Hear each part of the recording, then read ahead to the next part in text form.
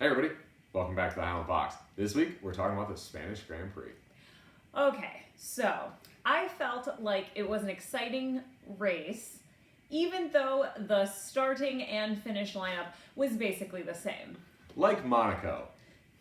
So, but there was a lot of passing, and even though at the end I was like, oh, wow, like nothing really happened.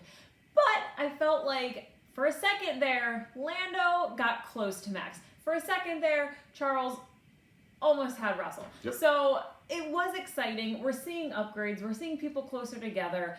Max didn't fit, even though Max did win. Max didn't finish 15 seconds ahead. He didn't finish 8 seconds ahead. He only got 2.5. It's making it more exciting. And to your point with this track, like, I made the joke about Monaco because everyone complains, like, oh, the top 10 in Monaco were the same. The top 6 in Monaco were the same. Yeah. Well, the top 6 here were the exact same. But besides, Verstappen winning, that just switched it. But, like, it was a lot of action with very little consequence. Like, the whole race, you were like, it was 2 stops. You didn't know what was going to happen next. Mm-hmm. People were passing each other. You're like, oh, my, this could go any way. And then when they all finished across the line, we were like, oh, literally nothing happened. So that's an interesting thing about this track is, like, why do you think people dislike Monaco so much? And this had the same result. Probably just because there was excitement and...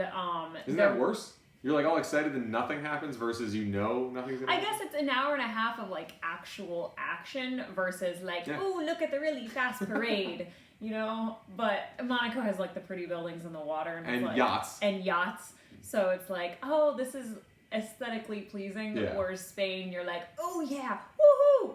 Racing, which is what we're actually watching.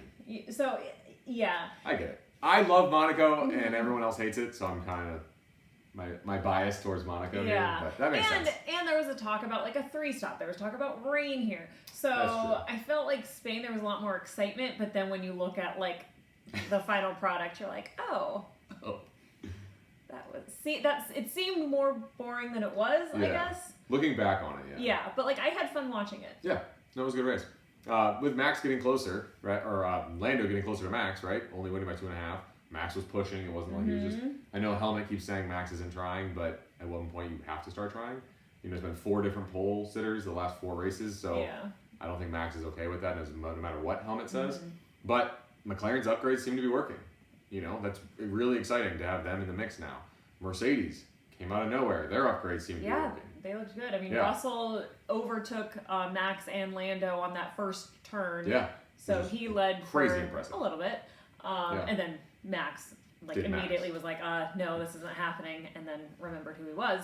But yeah, I think Mercedes looked better. So I think their upgrades are working. Ferrari, I think, has a few things to figure out with their upgrades. Are Ferrari's upgrades not working, or everybody else's upgrades working better? I'm going to say a bit of both, because McLaren, Mercedes, I think, looked really good. They did. Sans, I think it was after qual or practice, mentioned this word, it's back. Porpoising is back. Porpoising is back. Yay! We all thought 2022 was over. So maybe their upgrades are affecting the car. Because Ferrari was really nowhere this race. They went from... They were the same, 5, 6. They were just... Yeah, they're just there. Like, Monaco, we were like championship back on. Leclerc's only 30 points away. Ferrari's only 20 points away. Yeah. This is it, man. Ferrari's looking good. McLaren's what? McLaren's 37 away from Ferrari, and Ferrari's like 70 from Red Bull or something. But like, they double DNF the next race, and we're like, oh, championship off. And then now they were 5 and 6 just on their own race, all kind of by themselves. Yeah, so for a second there, we thought they were putting the heat on Red Bull, but... Now it's McLaren. Yeah, now it's McLaren. Who are like 100 points. Yeah. So, I don't know. I think it's a bit of both with the upgrades. We'll see what happens next week's Austria, so... It's another good track. That's a fun track. I always like that race. And then Silverstone. So we got 3 tracks in a row that are pretty much tracks. So I guess we'll see what's being done with the top teams in terms of upgrades, changing the cars around. And then I thought this track has really bad tire degradation. So it was nice to see that Ferrari just didn't immediately poo the bed and run off the track into the gravel. So that was a nice surprise, I think, for them. Their tire life is doing really well, and even allowed Leclerc to extend in the first bit with Norris, which we were surprised by. So the strategies of this race were pretty exciting. Of the 2-stop, maybe the 3. Do you go soft, medium, soft, hard? You know, how do you make this thing work? So it was a pretty exciting race for the end result to be pretty predictable. Yeah.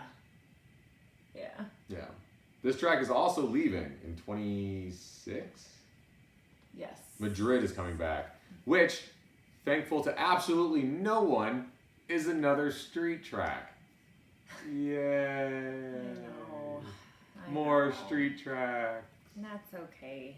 They can be exciting. They can, like Baku. Yeah. Baku's really Baku's exciting. Is fun. that your favorite one?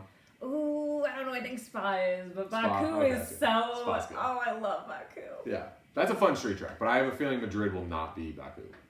Yeah. So, We'll see. Yeah. But overall, Spanish Grand Prix, pretty exciting for nothing really to happen. Upgrades are starting to be brought. Battles on, at least, for the midfield. Or not the midfield, the top. The second place team. Could be Mercedes, could be, Ferrari, could be McLaren, who knows. Lando took over Leclerc for second in the standings, which is exciting. Max is increasing his lead still.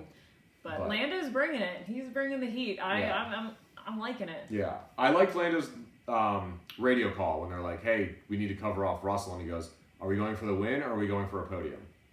And they're like, and he goes, I'm staying out. We're going for a win.